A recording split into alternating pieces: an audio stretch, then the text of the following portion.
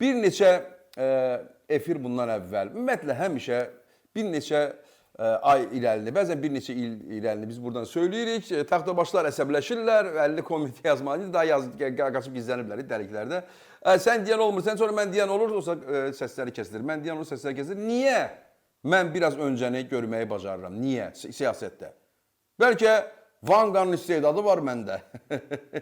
Bəlkə Nostradamus'un istedadı var məndə. Əslində Vanqa Nostradamus heç vaxt gələcəyi deməyiblər. Gələcəyi heç kim deyə bilməz. Ancaq bir bilik nəticəsində siyasi hadisələri öncədən deyə bilərsən. O da tarixi bilgi ilə. Tarixi bilirsənsə, tarixi bilgin varsa, niyə sən gələcəyi söyləyə bilərsən? Siyasətdə nə baş verəcəyini deyə bilərsən. Çünki tarixdə indi baş verənlər dəfələrlə təkrar olunub, dəfələrlə. Sən qədim Şumerin tarixini bilirsinsə, Akadların tarixini bilirsənsə, qədim Misir tarixini bilirsənsə, Çin imperiyalarının, dinastiyalarının tarixini bilirsənsə, Yaponiyanın, Avropa dinastiyalarının tarixini bilirsənsə, Türk tarixini bilirsənsə filan, bunlardan xəbərin varsa, nə baş verəcəyini biləcəksən. Və biz də bir neçə efir bundan əvvəl demişdik ki, bu Trump, Amerikanın yeni seçilmiş prezidenti, sadəcə siyasətdən uzaq adamdır. Psixoloji problemləri barəsində filan da bugün danışmayacağım. O dəfələrlə danışmışıq və göstərmişik də. Bugün yenə bir video var, onu da göstərəcəyik sizə. Amma Ukraynanı qurban vermək istəyir Rusiyaya. Güya pul qazanmaq xətrinə. Bunun işi ancaq puldur. Pul. Siyasəti ticarətlə səhv salıb və hökumət Amerikanın bütün illər boyu gələn o əqidə üzərində qurulmuş, prinsiplər üzərində qurulmuş, həm də demokratik prinsiplər üzərində qurulmuş siyasətini pula çevirəcək və bu gedir ən varlı adam kimdir? Bu Oykumenada, Saudi Ərəbistanı. Gedəcək orada oturacaq. Getmişdi, oturmuşdu. Rusiyanı da çağırır ora. Yəni kimdir Ukrayna, kimdir Avropa? Olarsız, mən bunları hamısını əldə edəcəm. Xam xəyalda idi. Deməli, tarixdən xəbəri yoxdur. Nə Vutkovun, nə Vensin onun ətrafında olanların, nə Rubion deyə bilmərəm. Hər halda o da alına xat çəkib çıxandan sonra çox böyük şübhəm var onun tarixi bilgi barəsində. Yoxdur tarixi bilgiləri. Doğrudan da danışdıqca, olduqca ağla gəlməz zəvzəmələri eşidirik. Biz həm Vutkovdan, həm Vensindən, bəzən də həm cənab Trumpdan da eşidirik bunu. Tarixi bilgiləri yoxdur. Hətta İngiltərədə demişdi ki, hətta İtaliyaya gələndə gözəl xanım Meloniya söyləmişdi ki, biz Amerika, Roma imperiyası dövründən sizlə dostluq.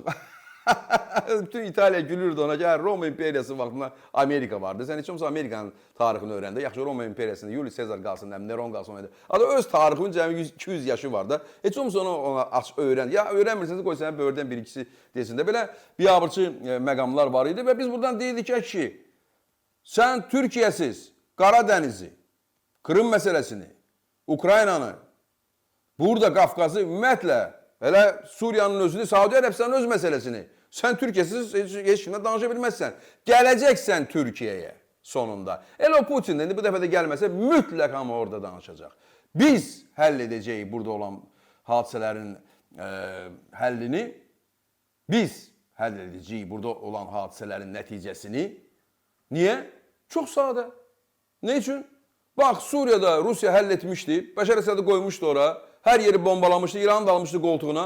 Orada belə lotuluq edirdi, girirdi o tərəfə, girirdi bu tərəfə. İsraillə sakitcə dayanmışdı orada. Deyəsən, danışıqlar vardı ki, sən məndən dəyməyim, mən də sənə dəyməyim. Arada bir Suriyanı belə dekorativ bombalayırdılar. Amma nə baş verirdi? Rusiya əl qol açmışdı orada və Amerika gizlənmişdi, Obama da gizlənmişdi. Ondan sonra elə Biden da divara salam verməkləsə gizlənmişdi. Ola bilər, adam yaşlanır bilər, amma gizlənmişlər. Avropanın ümumiyyətlə səsi çıxmırdı. O Suriyada məsələni kim həll elədi? Türkiyə. Türkiyə. Və indi cənab Trump Suriyaya sanksiyaları qaldırır. Biz deyəni edir. İndi cənab Trump aşağı ilə görüşür Suriyanı. 10 milyon pul qoymuşlar ya başına. Dünya axtarışına vermişlər. 10 milyon adam başına pul qoymuşlar, terörist demişlər. Daha nə terörist ki, özü oturub onunla üzbəyiz görüşür. Kimin təkidi ilə? Cənab Ərdoğanın təkidi ilə. Yəni Türkiyənin təkidi ilə. Harda? Həqiqətən Saudi Ərəbistanla ona gəlib görüşə bilərsən, ərəbdir. Amma biz Suriyanı həll etmişik, biz. Və sən buraları bizsiz kimdən danışırsan? Rusiya ilə gəlib oturub danışırsan. Özü Saudi Ərəbistanında. Demişdi, bunu o mümkün deyil.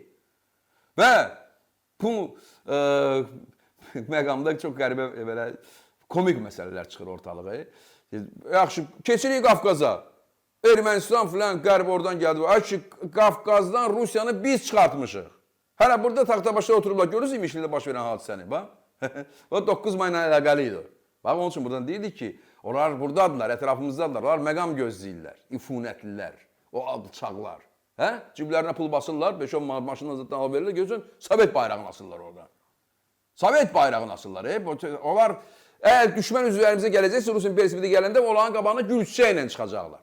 Yaxşı tənbəyin verdi bizim xalqımız, millətimizin düşüncəsi dəyişilməkdədir. Orada bizim də balaca rolumuz var, xırda da olsa, amma mən sevinirəm bu məqama və onu 3-dən çıxartdılar. Məncə onu bir 15 tutka verib əlinə süpürgə vermək lazımdır ki, oraları təmizləsin, bir 15 gün baxa oran görüncə süpürəcək. Bizim Üsrəyə bayrağımızın altında, bir də Türk bayrağının altında oraları bir süpürsün, görsün ki, Türk bayrağının gücü, qüdrəti hardadır. Amma demişdik, gəlin bir balaca, həmən o mən deyildi, bəlkə deyirsiniz, mən havaya danışırım, o kadrı bir balaca, azad o kadrı göstərin, nə demişdik, hardasa bir ay bundan əvvəl.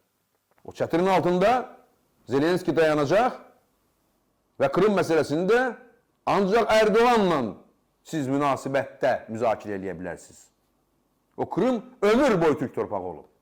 Və bu görüşdə də cənab Erdoğan Zelenskiyə dəfələrlə söylədi və bir dəfə də lap açıq söylədi ki, oradakı Krım tatarlarının, bizim soydaşlarımızın oradakı hüquqlarını qoruduğuna görə sizə təşəkkürü bildiririk. Bu deyilir, bəydə Türkiyədə yığışırlar. NATO'nun da bütün hərbi rəhbərləri, NATO'nun öz rəhbəri də yəni oradadır. Hamı gəlir oraya Türkiyə ilə. Trump da deyir ki, Putin gəlsə mən də gələcəm, Putin də gəlir, Zelenski də gəlir. Hamı harada? Türkiyədə. Düyün bizim əlimizdədir ki. Amma gəlin indi bu razborkanı necə biz, mən istəyirəm ki, bəzi şeyləri bir araşdıraq. İndiyə kimi böhrümüzdə elə taxtabaş var ki, oturub deyir ki, Qarabağ məsələsində Putin bizə kömək elədi, biz elə udduğunu. Ay kişi, sən korsan, hər yerdə Türk bayraq asılıb.